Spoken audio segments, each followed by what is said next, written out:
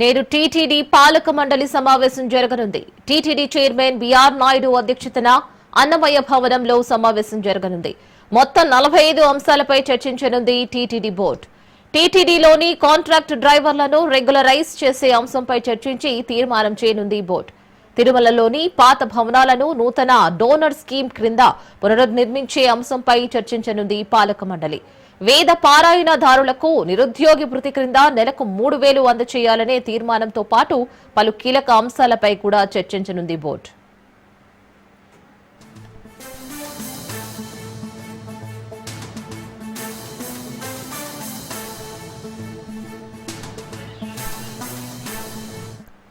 దీనికి సంబంధించి పూర్తి డీటెయిల్స్ మా ప్రతినిధి సురేష్ అందిస్తాడు ఫ్రమ్ తిరుపతి. సురేష్, మరి ఈ రోజు టీటీడీ పాలక మండలి సమావేశం ఎటువంటి చర్చలు జరిపే అవకాశం ఉంది?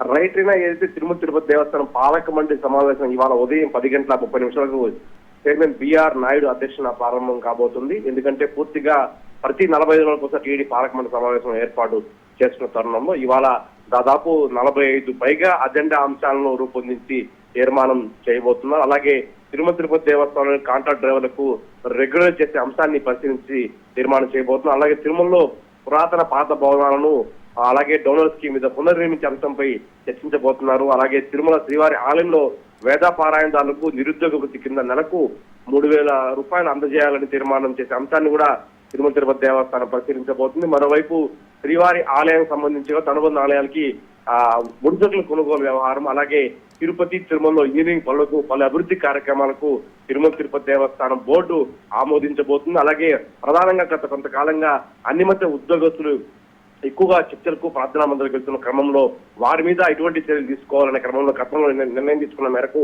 ఇవాళ మరిన్ని లోతుగా దర్యాప్తు చేసి ప్రతి ఉద్యోగి ఇంటికి ఎవరైతే ఆరోపణలు ఎదుర్కొంటున్నారో క్రిస్టియన్ అనేసి వారింటికి విజిలెన్స్ విభాగాన్ని పంపించి తనిఖీ చేసే అంశాన్ని టీటీడీ పాలక మండలి చర్చించబోతే ఇది ప్రధానంగా ఉండబోతుంది. ఎందుకంటే గతంలో ఉన్న బీజేపీ సభ్యులు కావచ్చు, ఇప్పుడున్న సభ్యులు పూర్తిగా ఆ రకంగా పాలక మండలిలో చర్చించబోతున్నారు. మరోవైపు అన్ని మధ్య ఉద్యోగస్తులు తొలగించాలని హిందూ సంఘాల డిమాండ్ మేరకు ఆ నిర్ణయం తీసుకోబోతున్నారు.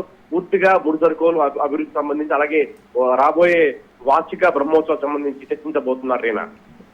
Right Suresh, thank you for the update.